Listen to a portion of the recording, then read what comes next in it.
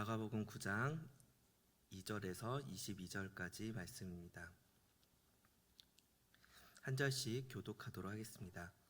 엿새 후에 예수께서 베드로와 야고보와 요한을 데리시고 따로 높은 산에 올라가셨더니 그들 앞에서 변형되사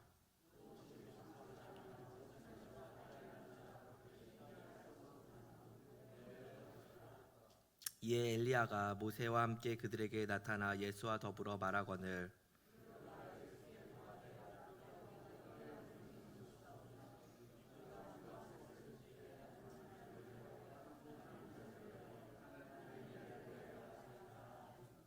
이는 그들이 몹시 두려워함으로 그가 무슨 말을 할지 알지 못함이더라.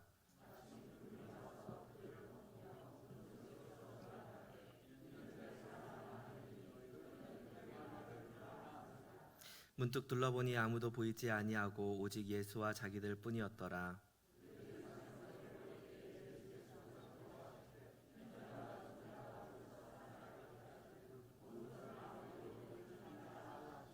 그들이 이 말씀을 마음에 두며 서로 문의하되 죽은 자 가운데서 살아나는 것이 무엇일까 하고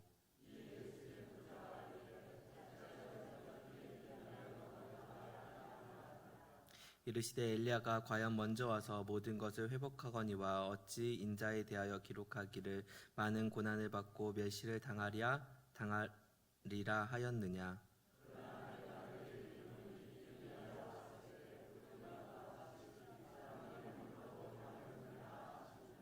이에 그들이 제자들에게 와서 보니 큰 무리가 그들을 둘러싸고 서기관들이 그들과 더불어 변론하고 있더라.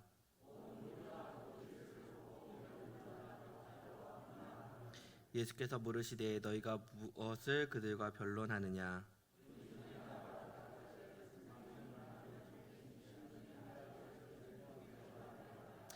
귀신이 어디서든지 그를 잡으면 거꾸러져 거품을 흘리며 이를 갈며 그리고 팔이 하얘지는지라. 내가 선생님의 제자들에게 내쫓아 달라 하였으나 그들이 능히 하지 못하더이다.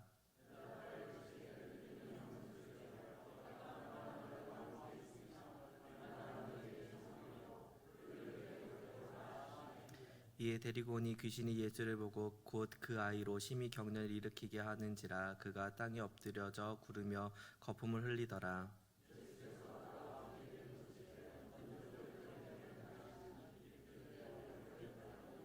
같이 읽겠습니다.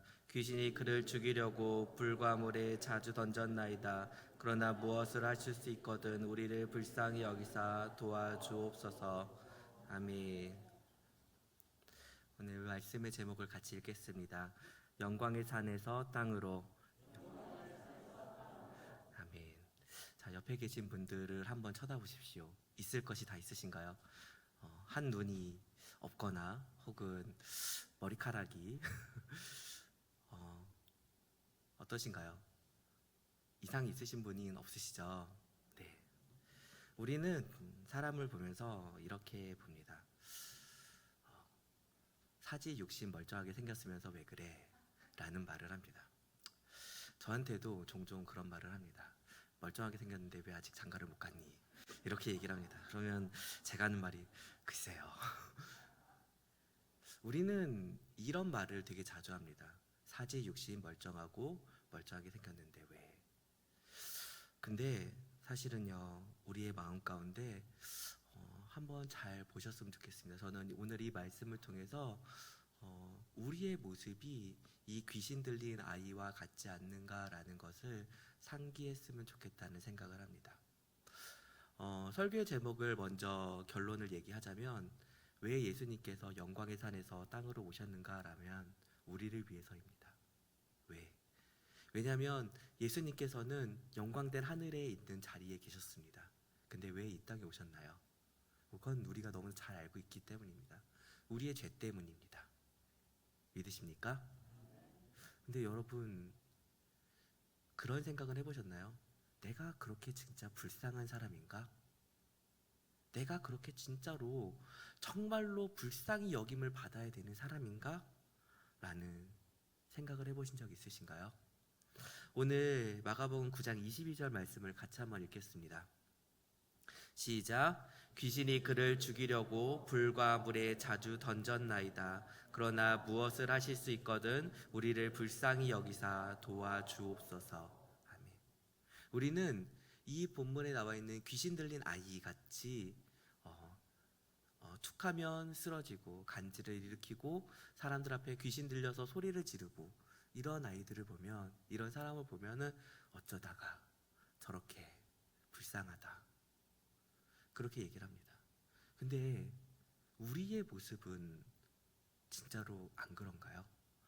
제가 볼 때 사람들이 저를 보고 아이, 사지 육신 멀쩡하고 멀쩡하게 생겼는데 왜 아직 장가 못 가? 어디 문제 있나? 이런 식의 이야기를 하는 것처럼 어쩌면 우리의 모습 가운데 우리의 겉모습은 다 멀쩡하고 다른 사람들이 볼 때 괜찮지만 하나님께서 보실 때 우리는 정상이 아니었던 것입니다. 우리가 정상이었고 우리가 멀쩡했다면 영광된 하나님 삼위일체 하나님과 서로 풍성한 교제를 누리시면서 영광된 하늘에 계셨을 그분께서 친히 이 땅에 죽으러 내려오실 필요는 없으셨을 겁니다. 근데 예수님께서는 이 땅에 오실 필요성이 있었습니다. 그래서 누가복음 19장 10절에는 이렇게 이야기하고 있습니다. 같이 읽겠습니다. 시작. 인자가 온 것은 잃어버린 자를 찾아 구원하려 함이니라. 네, 우리입니다.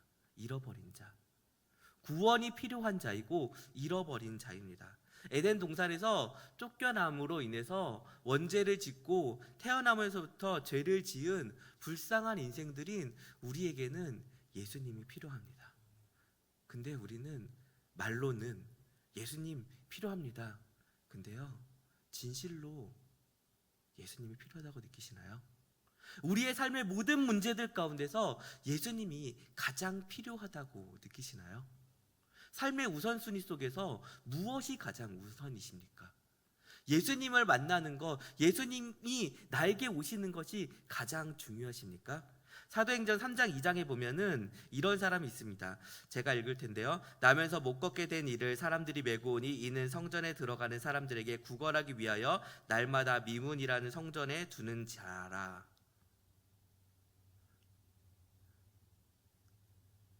스스로 한번 우리 생각해 볼까요? 우리는요, 사지 육신이 문제가 있거나 안진뱅이가 되어서 생활하는데 문제가 있는 사람들에게는 이렇게 얘기할 겁니다. 너에게 가장 필요한 거는 무엇이니? 다리를 고치는 거예요. 장님에게 물어본다면 눈을 고치는 거예요. 몸이 마비된 사람에게 이야기한다면 저는 자유를 얻기를 원합니다. 이 몸의 마비에서 풀려서 자유가 있기를 원합니다. 라고 얘기합니다. 그것이 가장 필요할 것이다 라고 얘기합니다. 그렇다면 우리에게 가장 필요한 건 뭘까요? 우리 예수님을 믿어 사지 육신이 멀쩡한 우리에게 필요한 것은 무엇일까요? 많은 사람들은요 하나님께서 원하시는 것을 구하지 않고요, 육신이 멀쩡한 우리들은요 다른 무언가를 쫓으며 살아갑니다. 돈을 찾기도 하고요, 육신의 평안을 얻기도 하고요, 가정의 평안, 다른 것들을 원합니다. 그런데요, 우리의 마음 가운데는 진실로 이렇게 이야기하는 부분이 있습니다. 내심. 누가복음 10장 25절 말씀이 있는데 같이 한번 읽어보겠습니다. 시작. 어떤 율법교사가 일어나 예수를 시험하여 이르되 선생님이여 내가 무엇을 하여야 영생을 얻으리이까? 아멘. 우리의 마음 가운데는 그래도 내가 먹고 살만하고 내가 육신이 이제 멀쩡하니까 그래도 죽음 이후에 혹시 지옥에 가게 되면 안 되지 않을까? 영생을 얻어야 되지 않을까라는 생각들을 하게 됩니다.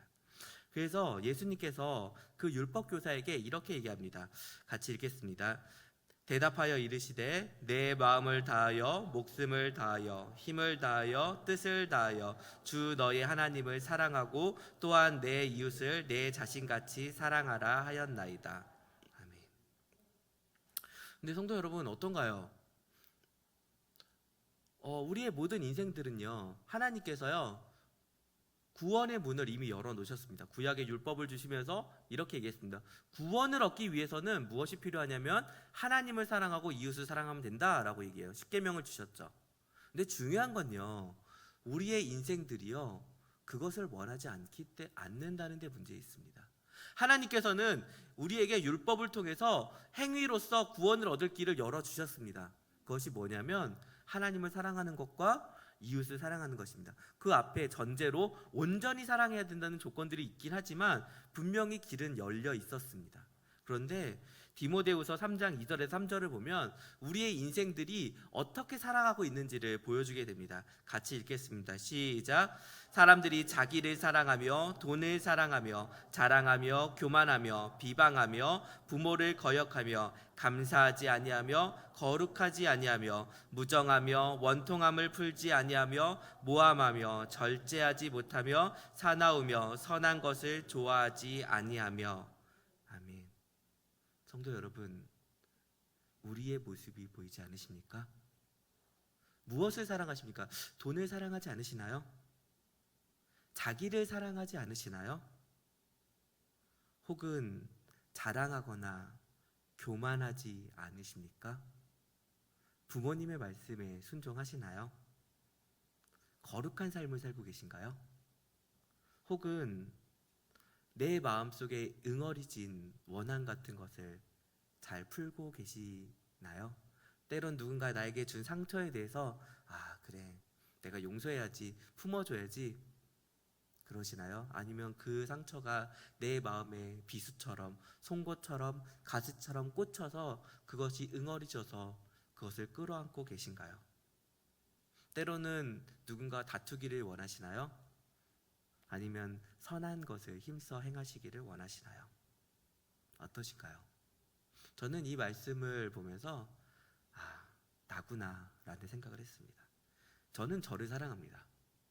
전 돈을 사랑합니다. 그리고 교만합니다. 이게 저입니다. 근데 저는 그런데요, 성도 여러분들은 어떠십니까? 저만 이렇게 못된 놈인가요? 저만 이렇게 못된 놈인가요? 아니요. 우리 모든 인생이 다 그렇습니다. 경중의 차이는 있겠지만 오늘 오전에 담임 목사님께서 설교하신 그 말씀 가운데 사람이 하나님과 재물을 겸하여 섬길 수 없다라고 얘기하는 것처럼 우리는 돈을 사랑합니다. 왜냐하면 돈이 있어야 우리는 자유롭게 살 수 있고 다른 이에게 대접받으며 살 수 있고 다른 이를 때로는 억누르며 살 수도 있고 그렇기 때문입니다. 그리고 자랑하는 거 좋아합니다. 왜냐고요? 내가 이걸 자랑했을 때 다른 사람들이 그걸 보고 우와 그랬어? 요번에 여름 휴가를 가는데 나 이런 데 갔어, 나 이런 호텔에 갔어, 이런 좋은 해외로 갔어, 부럽지? 그럼 사람들이 우와 그렇게 좋은 데 갔다 왔어요? 그러면 우리는 마음속에 뿌듯해요. 요즘에 젊은 사람들은 인스타그램을 되게 많이 해요. 그러면서 사람들의 요즘에 사회현상 가운데 무엇이 있냐면 인스타 부자라는 게 있어요. 잘 모르시겠죠? 그게 뭐냐면 현실에 나는 그냥 평범하거나 평범보다 조금 못한 사람이에요. 근데 인스타그램이라고 하는 인터넷 속의 세상 속에 자기가 만든 계정이나 그런 곳에 자신의 생활을 업로드하는 그런 곳에 되게 부자처럼 호화롭게 명품 시계를 차기도 하고 좋은 차를 사기도 하고 좋은 곳에 여행을 가기도 해서 다른 사람들로부터 우와 어떻게 그렇게 부자롭게 여유롭게 사세요? 그렇게 좋은 물건을 사세요? 그런 것들에 대한 댓글들을 보면서 와 대리적인 만족을 느끼면서 살아가는 사람들이 많아지고 있는 것을 풍자하는 단어입니다. 근데 우리는 그런 인스타 속에 있는 그런 모습들까지는 아니지만 우리 마음속에 교만함과 자랑하는 것들이 가득한 것이죠. 그리고 중요한 것은 이러한 우리의 모습들이 하나님께서 보시기에는 죄악된 모습이라고 하는 것이죠. 왜냐하면 이웃을 사랑하고 하나님을 사랑하는 것과는 거리가 먼 모습이기 때문입니다. 전형적인 죄인의 모습이기 때문입니다. 그런데 그 죄인의 모습인 우리에게 필요한 것이 무엇일까요? 마가복음 9장 2절과 3절 말씀을 같이 읽겠습니다. 시작. 따로 높은 산에 올라가셨더니 그들 앞에서 변형되사 그 옷에 광채가 나며 세상에서 빨래하는 자가 그렇게 희게 할 수 없을 만큼 매우 희어졌더라. 아멘. 성도 여러분, 이 부분이 왜 있을까요? 예수님이 어떠한 분이신지를 알려주시는 내용입니다. 예수님은 이 땅에서는 평범한 모습, 때로는 그렇게 좋지 못한 옷을 입고 먼지가 입은 옷을 입고 그렇게 다니셨지만, 세상 사람들과 함께 식사하고 때로는 노숙하며 그들의 곁에 세리와 창기들과 함께 있었던 그런 모습이셨지만, 예수님의 실제 본 모습은 세상에서 감당할 수 없는, 정말 빛나고 광채 있으신 그러한 영화로우신 하나님이시라는 것을 이 본문이 알려주고 있는 것입니다. 그래서 베드로는 예수님의 모습을 보고 나서 이렇게 얘기합니다. 주님, 여기가 좋습니다. 여기서 우리가 초막을 짓고 여기 있었으면 좋겠습니다 라고 얘기합니다. 베드로조차 예수님의 그 영광된 모습을 보니까, 주님, 이 밑에 세상에는 내려가고 싶지 않습니다. 여기에서 주님을 보고 살아가고 싶습니다 라고 얘기합니다. 예수님께서는 삼위일체 하나님의 한 분이십니다. 그러시기 때문에 가장 완벽한 성부, 성자, 성령, 더 이상 필요할 것도 더할 것도 없는 가장 완전한 공동체 안에서 가장 영화롭게 계셨던 분이십니다. 근데 그분께서 그 자리를 깨트리시고 이 땅에 내려오십니다. 왜 내려오실까요? 그 이유는 빌립보서 2장 8절에 나와 있습니다. 같이 읽겠습니다. 시작. 사람의 모습으로 나타나사 자기를 낮추시고 죽기까지 복종하셨으니 곧 십자가에 죽으심이라. 아멘. 성도 여러분, 마가복음 9장 9절에 보면 이렇게 되어 있습니다. 그들이 산에서 내려올 때에 예수께서 경고하시되 인자가 죽은 자 가운데서 살아날 때까지는 본 것을 아무에게도 이르지 말라 하시니라. 왜 그럴까요? 예수님의 목적은 그 영광된 모습을 보여주는 데 그치는 것이 아니라 십자가에 달려 죽으시는 것, 그것이 이루어져야지만 비로소 예수 그리스도께서 이 땅에 오신 목적이 이루어지기 때문입니다. 마가복음 9장 21절 말씀을 보면 이렇게 되어 있습니다. 예수께서 그 아버지에게 물으시되 언제부터 이렇게 되었느냐 하시니 이르되 어릴 때부터니이다 라고 되어 있습니다. 성도 여러분, 우리는 어떤가요? 똑같습니다. 우리 또한 어릴 때부터, 날 때부터 원죄를 가지고 태어난 그러한 인생들입니다. 믿으십니까? 그렇다면 우리의 마음 가운데 얼마나 우리가 불쌍한 인생인지 이 아이의 모습을 통해서 다시 한번 기억했으면 좋겠습니다. 땅바닥을 굴러다니고 침을 흘리고 경련을 일으키고 악한 마귀가 불과 물 속에 자주 집어던지는 우리의 모습이지 않나요? 악한 사단이 우리를 얼마나 충동질하는지, 때로는 하나님께서 우리를 사랑하셔서 하나님의 말씀으로 이웃을 사랑해야 되는데 그러지 못할 때가 있습니다. 성도 여러분, 어떠신가요? 자식을 항상 사랑하시나요? 자식을 항상 사랑하시나요? 예전에 제가 섬기던 교회에 집사님 한 분 있었는데, 그 아이가 4살 정도인가 5살 정도 되었을 때 얘 이야기를 하시더라고요. 아이가 너무너무 사랑스럽고 우리 아이가 너무 귀여웠는데, 이 아이가 집사님이 이제 땅바닥에 누워서 이제 TV를 보고 계셨나 봐요. 근데 그 아이가 아빠를 보더니 너무 좋아가지고 막 전력질주에서 달려오더래요. 전력질주에서 달려오더니 부웅 하고 점프를 뛰어서 아빠의 배로 쿵 하고 내리 찍은 거예요.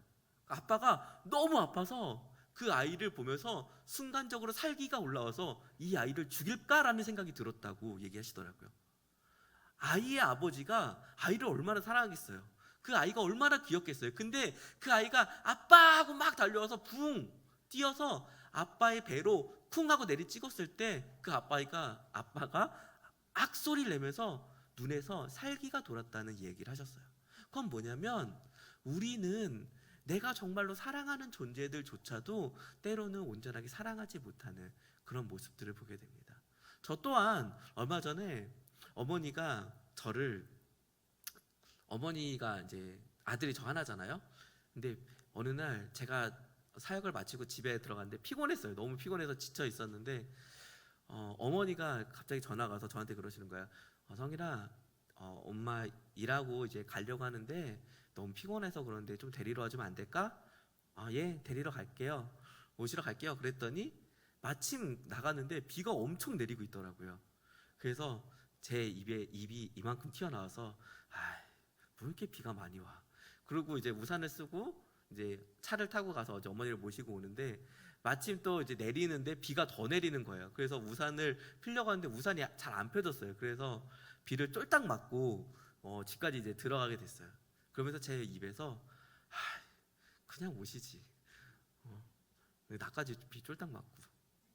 제가 어머니를 사랑하지 않았던 게 아니에요. 근데 그럼에도 불구하고 제가 비를 맞고 온몸이 쫄딱 젖으니까 짜증이 나고 싫었던 그런 모습들이 있었던 거예요.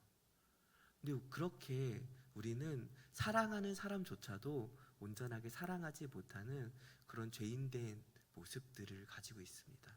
그런데 성도 여러분, 우리가 사랑하는 자식도 부모님도 그렇게 사랑하지 못하는데 하물며 눈에 보이지 않는 하나님은 과연 얼마나 사랑했을까요?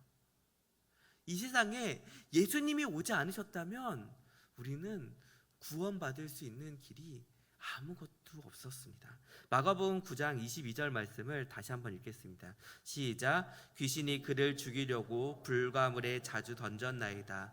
무엇나 무엇을 하실 수 있거든 우리를 불쌍히 여기사 도와주옵소서.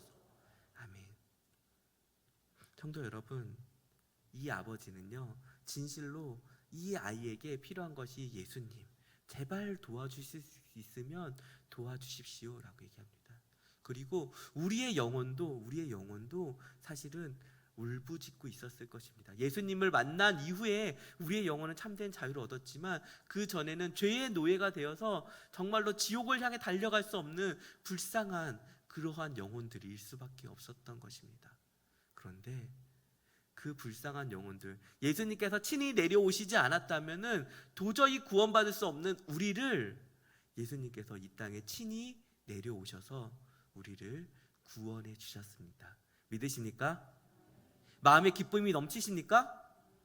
진짜요? 진짜요? 진심이십니까? 저는 이 말씀을 들었을 때 양심에 내가 진짜로 악하구나라는 것을 뼈저리게 깨달았습니다. 저는요 솔직히 별로 안 기뻤어요.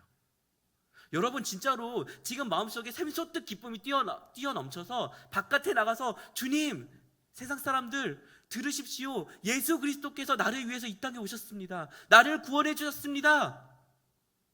마구마구 외치고 싶으신 그러한 기쁨이 샘솟아 넘치시나요? 아니요, 저는 그러지 않았습니다. 그래서요 내가 얼마나 악한 존재인지를 뼈저리게 느꼈습니다. 성도 여러분, 느끼셔야 됩니다.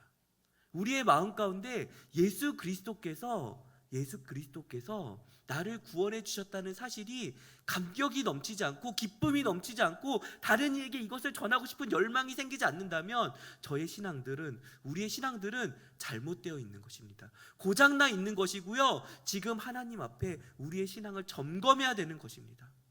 왜냐면요 성도 여러분, 예수님께서 하늘 보좌를 버리고 이 땅에 내려오셨단 말입니다.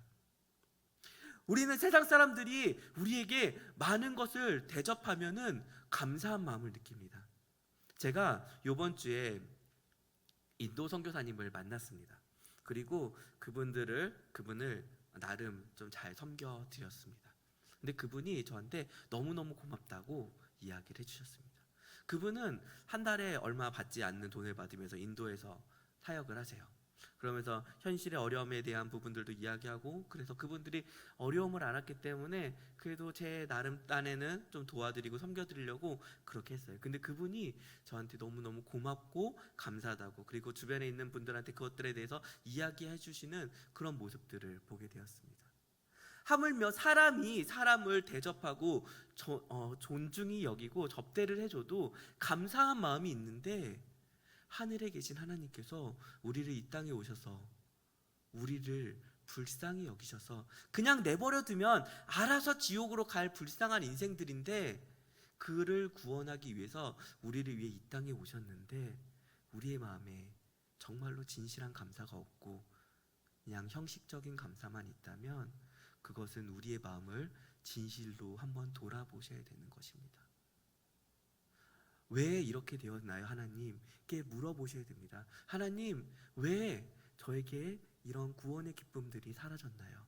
하나님께서 나를 위해서 이 땅에 내려오시기까지 얼마나 많은 고생을 하셨는데 내가 왜 그것들에 대한 감사가 점점 줄어들고 있는지 한번 돌아보셔야 됩니다.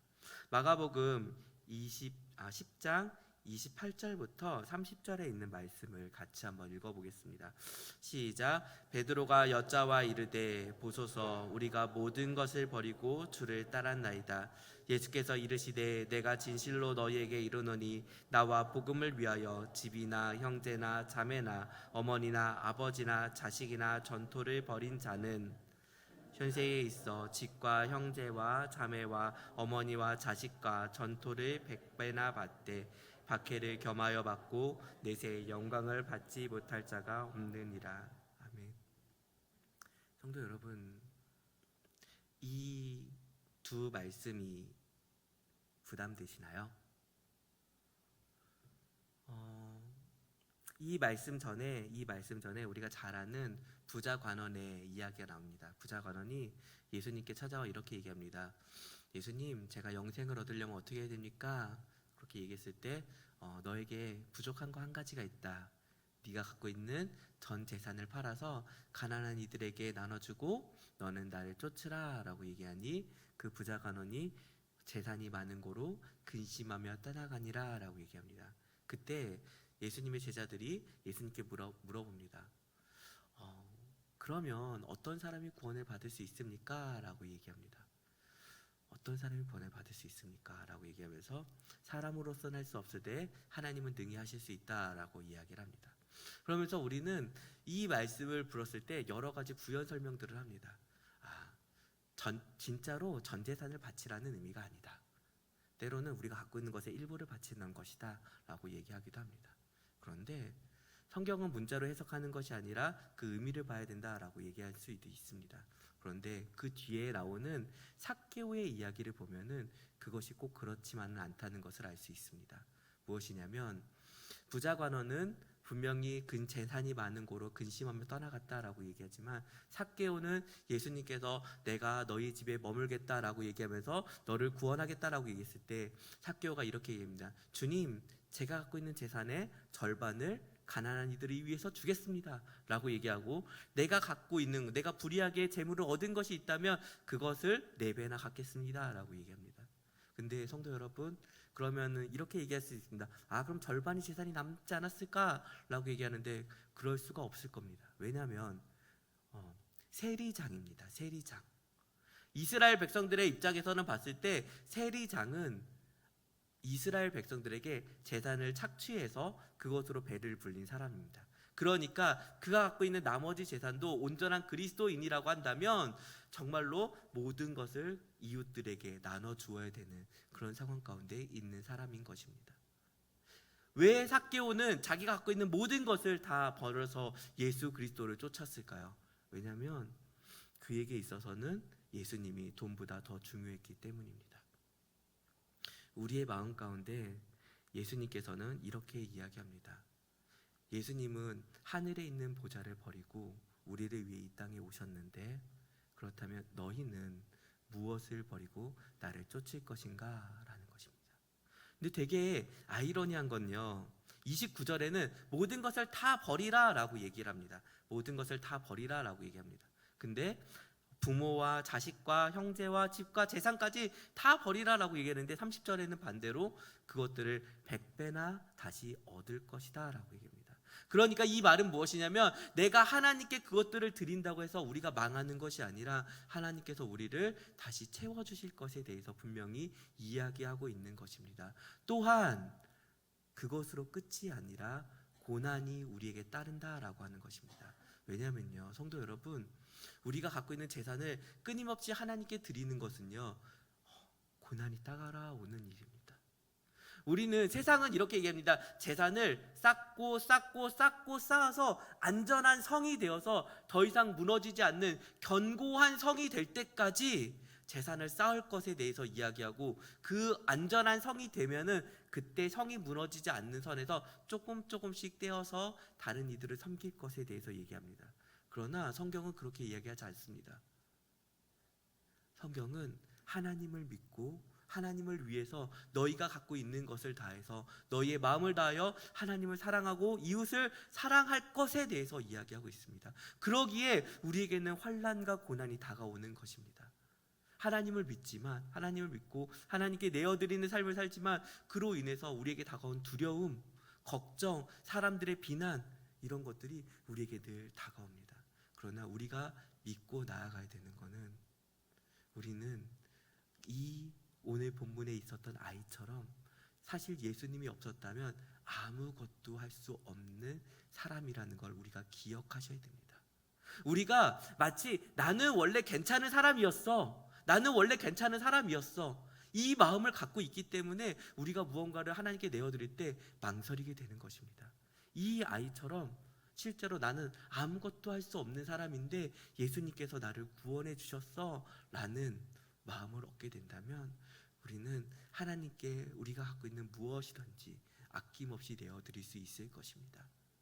저는 바라기는 성도 여러분들, 우리 모두가 하나님께 아낌없이 내어드리고 하나님께서 주시는 것으로 100배나 채워주시는 그 복을 누리며 경험하며 이 땅 가운데 살아가시는 여러분이 되었으면 좋겠습니다. 우리에게 고난이 분명히 다가올 것이라고 성경은 분명히 명시하고 있습니다. 그러나 그 고난조차 우리에게는 영광이 될 것입니다. 왜냐하면 하나님의 나라의 고난에 동참하는 것이기 때문입니다. 성도 여러분, 그리스도께서 영광된 자리에서 이 땅에 내려오셨습니다. 그렇다면 우리 또한 영광된 자리를 계속해서 유지하는 것이 아니라 하나님께서 원하시는 어렵고 힘들고 하나님의 나라를 위해서 도움이 필요한 이들을 위해서 우리 또한 기꺼이 영광된 자리에서 내려갈 수 있는 여러분들이 되시길 소망합니다. 기도하겠습니다.